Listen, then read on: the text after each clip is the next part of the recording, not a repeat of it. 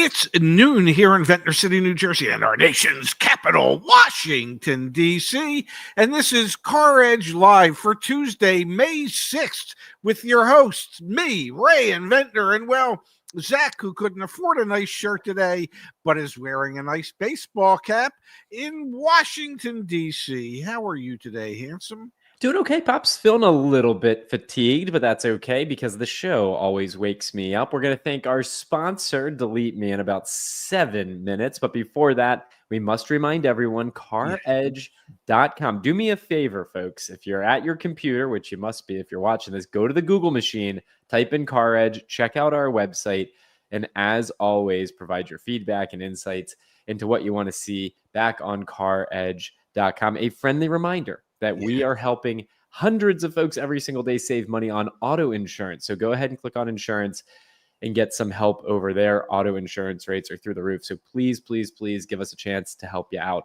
there. The big story this morning, Dad, Nissan is finally forcing their dealers to lower prices because they have revamped their dealer compensation plan. This is a huge story from the storied Japanese automaker. What the heck is going on over at Nissan, and why will this force dealers to drop their prices? Stair-step programs are back. So the inquiring minds want to know, when Ray says stair-step programs, what the hell is he talking about? Is he at Planet Fitness using the stair-stepper? He is not. Stair-step programs in the retail automobile industry work like this. The manufacturer sets a new car sales goal for your dealership. In this particular case with Nissan, if you hit 90% of that goal that they gave you, so you reach 90%, they're going to pay you $300 per vehicle sold. $350. Dad. Excuse me, $350 per new vehicle sold. If you hit 100%, they're going to raise that up to $600. That's the first stair step, and that's retroactive to car one. And if you're really successful at lowering your prices and giving your cars away, you can actually get that number up to $1,200 retroactive to car one. Stair step number two, if you hit at least 110% of the objective that they set for you. So what does that mean to the dealer? Well, the dealer's thinking to themselves, oh, if my objective's 100 and I hit 110, I get an extra $120-some thousand, $132,000 for hitting my objective. Whew, that's a lot of money I'd like to collect at the end of the month. Why don't I just start giving away cars, say, on the first of the month? And that's what a stair-step program is intended to do. Nissan is buying sales, okay? They are objectively saying to their dealers, you're going to make money from us. You're not going to make money off of your customers. Give the crap away. We need to increase our market share, and we're going to pay you a lot of money to help us do that. And let's quantify how much money. This is a quote from a dealership in Atlanta. If I sell to my number, this is a quote, I am guaranteed holdback, flooring assistance, and $1,200 a car, said Smith, president of Smith Automotive Group near Atlanta. Quote, I've got stores that will make another $1 million a year. Hello.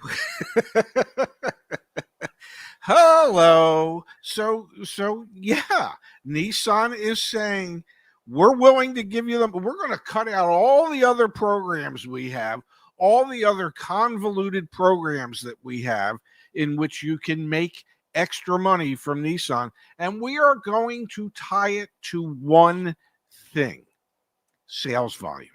End of sentence. And the reason they're doing that is, A, they have lost market share dramatically. And B, the reality of the situation is neither they nor their dealers makes money unless they sell cars. Okay. So, and I know every manufacturer has convoluted programs between how you hit your customer CSI Yep. index, parts sales and service satisfaction. And I mean, it goes on and on and on. But the bottom line is none of it's important if you don't sell the cars in the first place. And Nissan is just saying, okay, we're waving the white flag. We need to sell cars. This is the only way we know how to do it. We're going to incentivize our dealers to give them away. And I think that's the big story here. So if you watch the CarEdge channel, CarEdge Live here, if you have any friends that are in the market for a car, if there's a brand that you're considering buying or leasing right now, it should be Nissan. They have an oversupply of inventory, and now they have a mandate from the automaker, from the manufacturer themselves, saying, we will reward you financially if you sell them cheap. That is exactly what they are telling their dealers. And to your point, that it's because of market share. Nissan's market share is 5.4%, at least it was in 2024, which is 1.8 percentage points lower than it was 5 years ago. That's a tremendous decline over such a short period of time. And so Nissan needs to sell more cars. That's the mandate. And it ultimately will force dealers to drop the price. Now, the dealers are still going to make money hand over fist, the dealers that sell the big volume. And it's important, we talk about on this channel all the time, dealer invoice price is an important data point to have. But you mentioned it, or I mentioned it a moment ago in that quote, there's holdback and there's floor plan assistance. Even if you buy a Nissan at dealer invoice price, and let's go to the magic, CarEdge machine for a minute here, and let's show everyone how you can get this information. You go on CarEdge.com, you click on new, then we're over here, we're on the car search. I put in for Nissan Rogue, Dad. I mean, I have CarEdge Insights, so I'm going to click on one of these vehicles. We can see here, invoice price on a 2025 Nissan Rogue Platinum. Wow, these things got expensive. MSRP is $47,785. Dealer invoice cost is $45,201. So they're making money between invoice and MSRP. Like, walk us through the math here. Walk us through the math, because there's also floor plan. There's also holdback. Now there's $1,200. So there's a little over $2,500 spread between. Oh, Jesus. I'm going to shoot somebody down. No, Dad, you cannot say that. Dad, take that back. Take it back.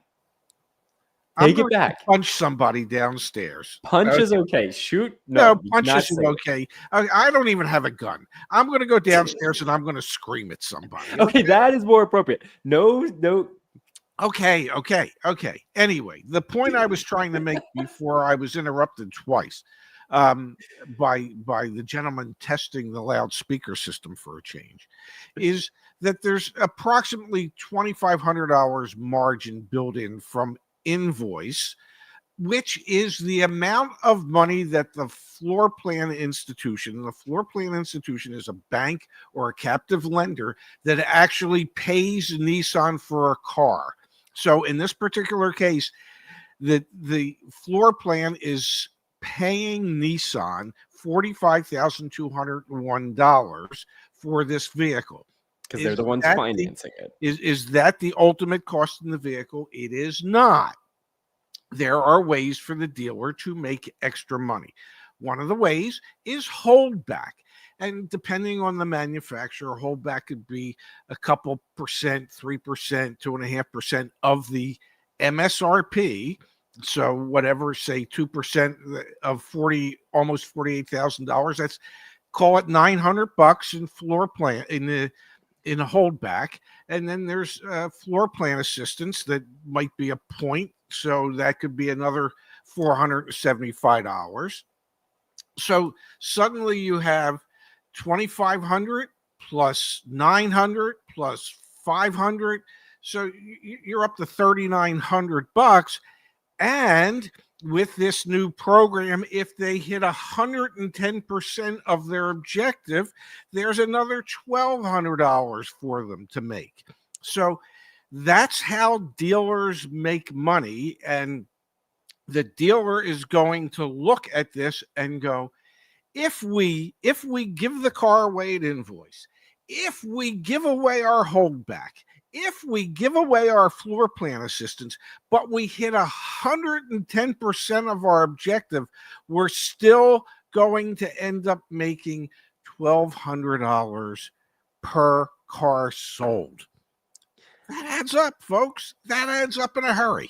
You know what else adds up, Dad? Those data brokers Oh, who are selling our information online. We're back to the Nissan topic in just a moment. But before that, we got to thank the sponsor of today's show. Thank you to DeleteMe. Pops, data brokers are out there selling our information online, and anyone can buy it. Things like our social security numbers, phone numbers, and all of our personal no. All right. I information. got it. Home Okay. address. They're sold online. All Yep. right. They're available to marketers, scammers, and Everyone in between. we got that one, folks. DeleteMe, the sponsor of today's show, helps you take control over your data. DeleteMe is what my dad and I both use to protect our personal information online. DeleteMe removes your personal data from hundreds of data brokers on your behalf, and you can get started today with 20% off using the coupon code CarEdge, or click the link in the top of the description. Join deleteme.com/CarEdge. And you can see here, Dad, every single month, DeleteMe is removing our information from the interwebs. Okay, back to this Nissan Rogue for a second, Dad. Yes.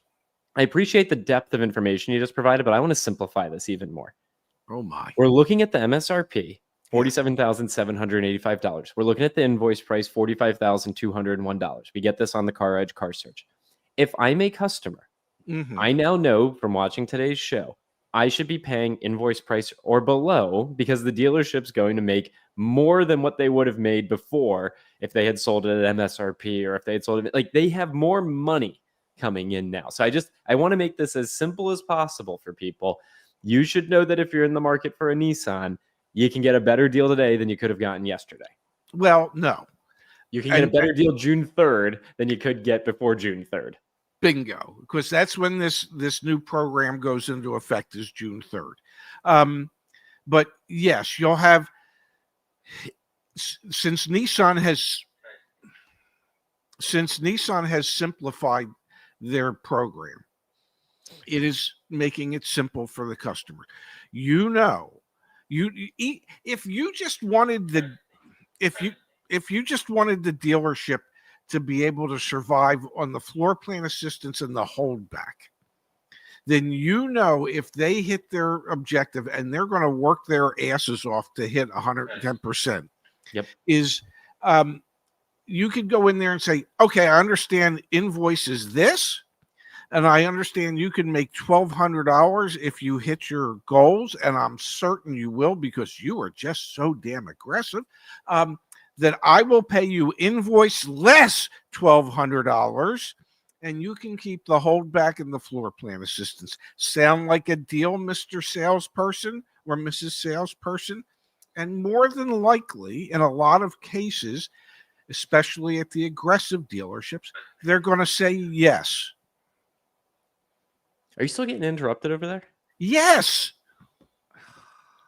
But I'm holding it together, my friend. You're doing a great job. Yes. It's coming through intermittently. Yeah, what are they doing over there? Because literally, I want to go downstairs and just say to them, I do a show every day at noon, and you're letting this moron interfere with the production of this show consistently during the half hour that we're doing.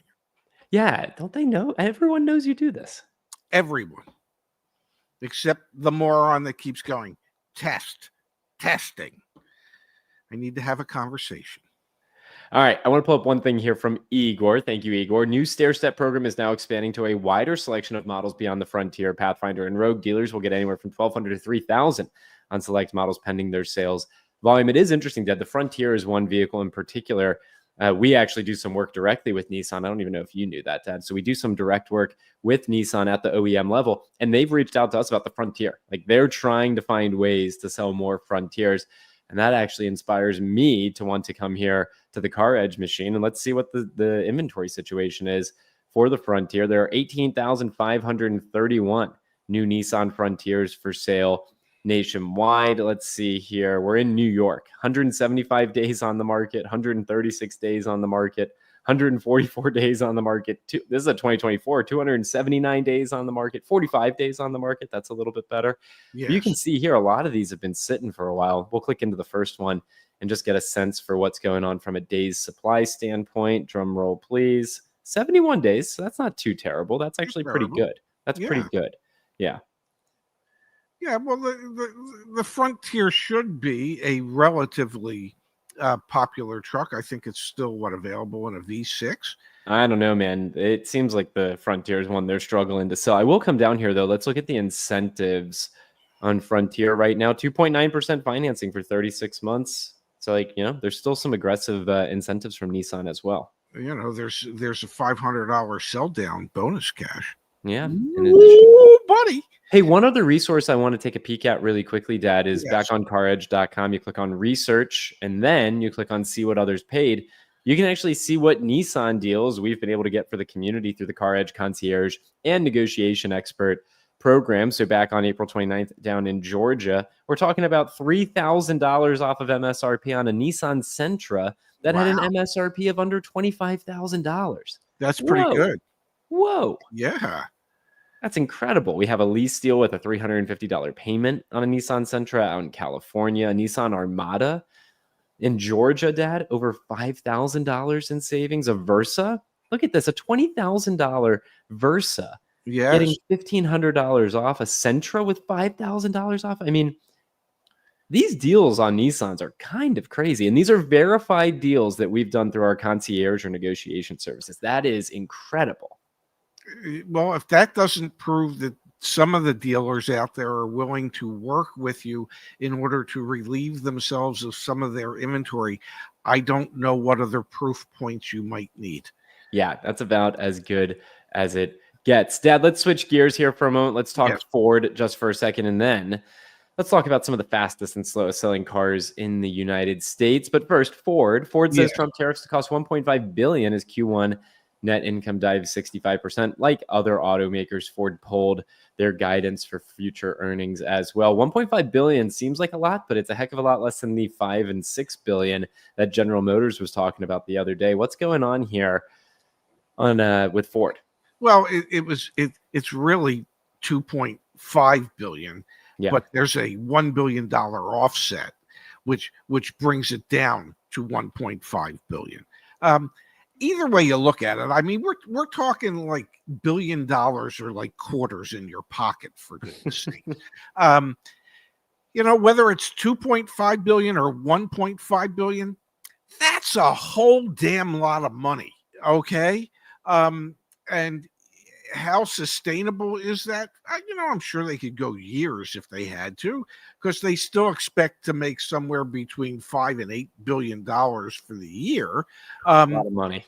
It is a lot of money. But obviously, what their earnings show and what General Motors earnings showed and what Stellantis earnings showed is that tariffs, which weren't even in effect for the first quarter, are already negatively impacting the earnings of these companies. So what will be really interesting is to see what their earnings reports look like in July and August when we see how they fared in the second quarter, when in fact the tariffs were actually in place. Beyond the tariff conversation, because for what it's worth, y'all, I'm burnt out talking about tariffs. Beyond the tariffs, Dad. Yes. Just digging into Ford's earnings a little bit. Yes. Ford doesn't make money selling cars, which is so fascinating because you know what we say about car dealers? They don't make money selling cars. They make most of their money in service and parts. Look at this.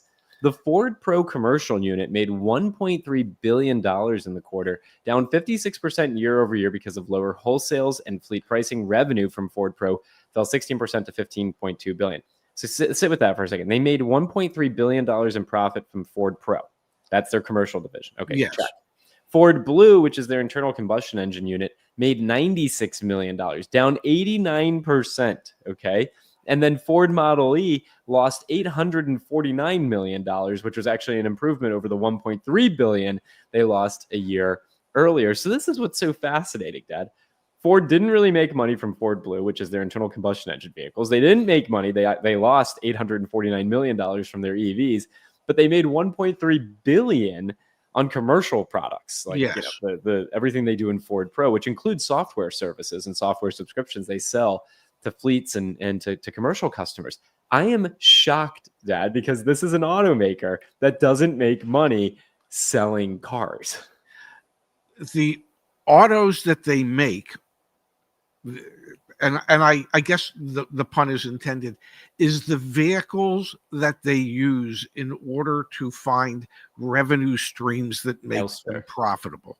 Yeah. Okay, it is not it is no longer where we have to make our money on each individual vehicle that we sell. Yeah. We have created different revenue streams from those vehicles that we sell that allow us to make the money that we used to make actually selling a vehicle. Yep.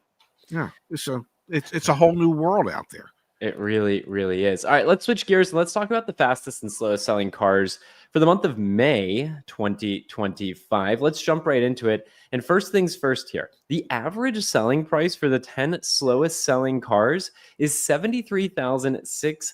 And you're going to see the Porsche Taycan on this list in just a moment. And that is partly what's making that creep up. But let's start from the bottom and work our way to the top. The Infiniti QX55, Dad, is the 10th slowest selling car in the United States of America right now, a 168 days supply. It's at an average transaction price of $53,945, over $1,200 for sale, but only 340 have sold in the last 45 days. You can see it right there at the bottom. Let me run through the next four here. The Genesis G90, 170 days supply, cost nearly $100,000. Excuse me? That is ridiculous. The Audi A8, comparable full-size sedan, 170 days supply, $96,000 average transaction price. The Land Rover Range Rover Velar, 182 days supply, $72,000 average transaction price.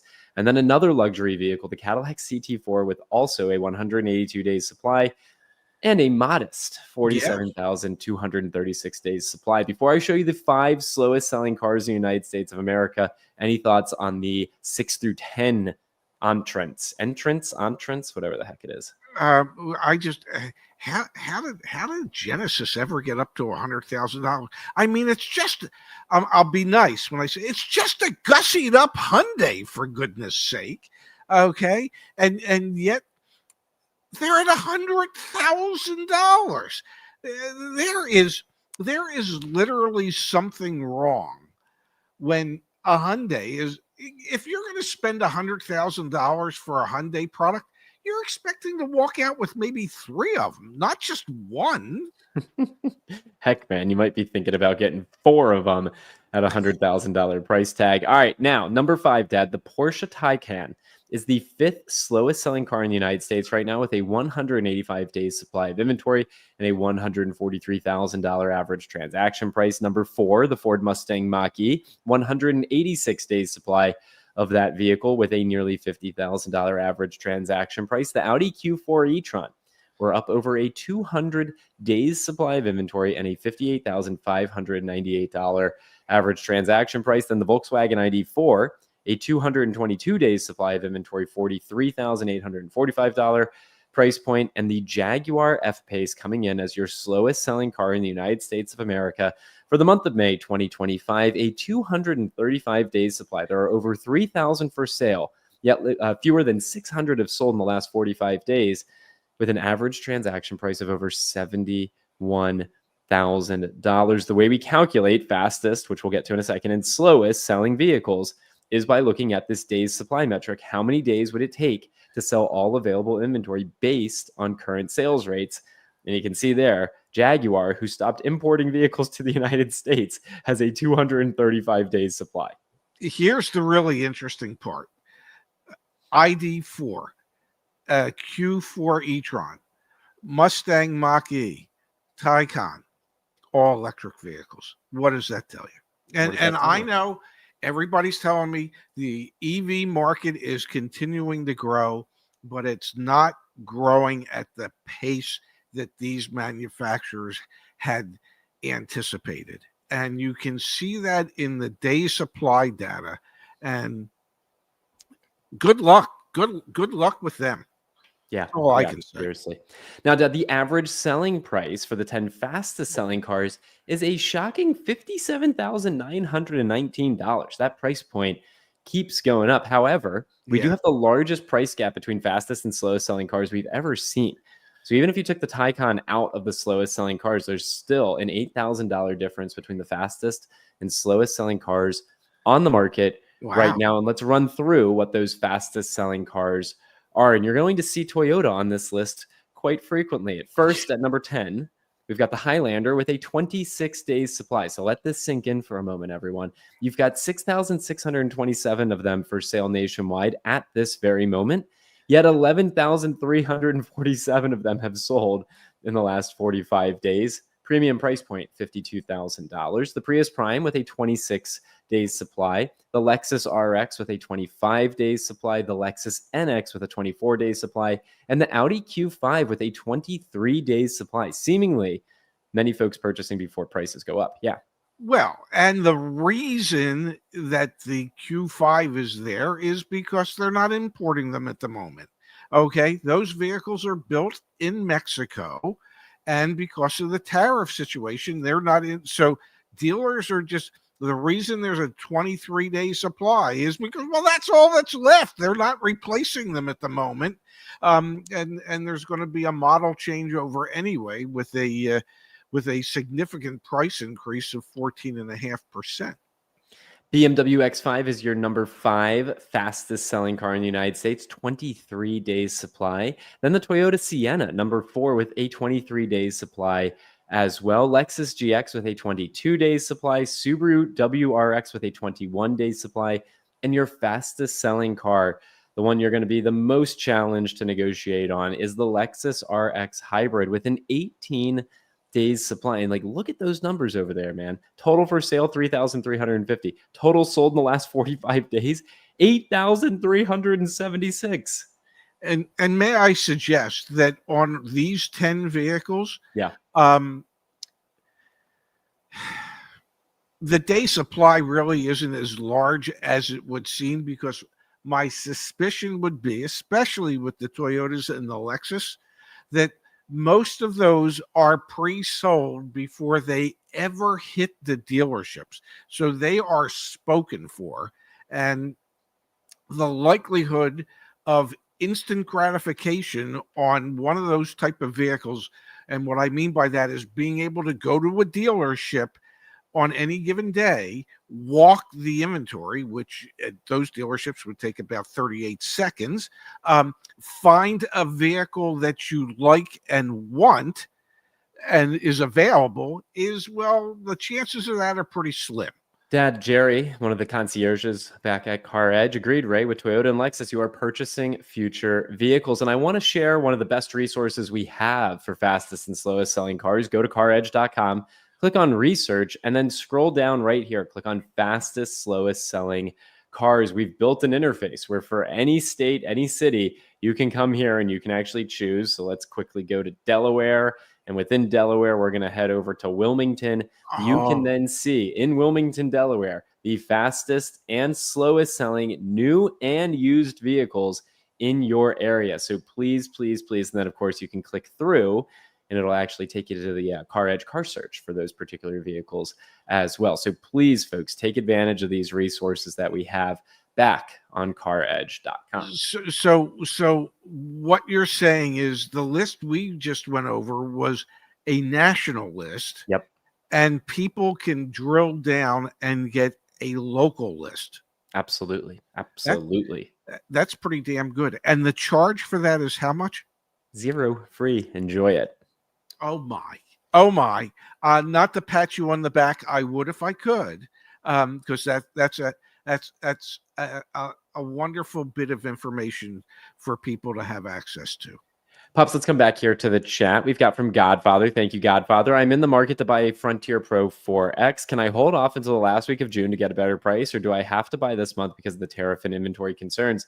If I'm a Nissan shopper, I'm waiting until end of June, right? Absolutely. We know the new program's going into effect June 3rd. We know the end of June will be the first month where you have an assigned sales objective. Yeah. Dealers are going to want to hit 110% of that objective. So they're going to be particularly motivated the last few days of June. So Yeah, I think I would wait until the motivation factor's at its highest for the dealer. Yeah, absolutely. If you're shopping for a Nissan, end of June from TH, love the title. I was even more interested in the topic than if it had been some clickbait title. Just want to acknowledge I am super burnt out on the clickbait, super burnt out on tariffs. So grateful to receive feedback like this from TH and others in our community. Yeah, definitely. Just yeah, and actually, in that vein, Dad, I'll be doing tomorrow's show with you, and then Justice is taking over for the next 2 weeks with you. Let's do an advice show tomorrow. Let's just anyone who's got car buying questions, car selling questions, car dealership questions, anything, any questions where you can give advice. Let's do that tomorrow because I don't want to talk tariffs. I don't really want to talk news. I'd like to flex your muscle, which is all that information you have up in your brain to help some people. Look at that. Wow. For an old fart. Why don't we just title tomorrow's show Advice from Ray and Zach? Okay. Yeah, we'll do that. I think it'll probably get not a lot of views, but that's okay. Tune in. If we can help some people, that's a-okay. I care more about helping people than advice or than views. Yeah, I mean, or I remember there was one time we had a program. It was called Advice from My Dad. Mm-hmm. Yeah, and by the way, I played the part of your dad. From Demo, Ray, you need some sun. I do, but it's slightly overcast again and flipping chilly. I would love to be out on my balcony this year. I do have a little color. It might not look. I'm going to take my watch off just so you can see because I spent a couple days in the sun. Look at that. You can see. I am whiter than white rice, ladies and gentlemen. So white rice is pretty white. So I am trying my best to get a little bit of color. But yes, you're right. I do need some sun.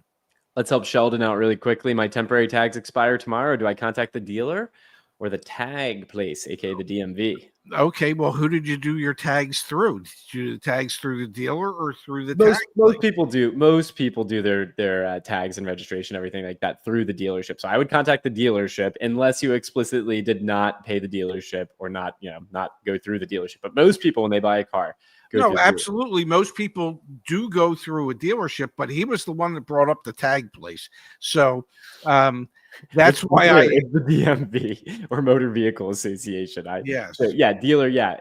No, you contact the dealer. 100% you contact the dealer. Yeah. If the dealer is the one that gave you the temporary, then yes. And in most states, the dealership can reissue temporary tags. It's not for sure. Every state's different. And if you bought a car out of state, it can get into some challenges. But the dealer could potentially reissue a temporary tag. Again, every state's different. Yeah, every state's different. And in most states, you really can't.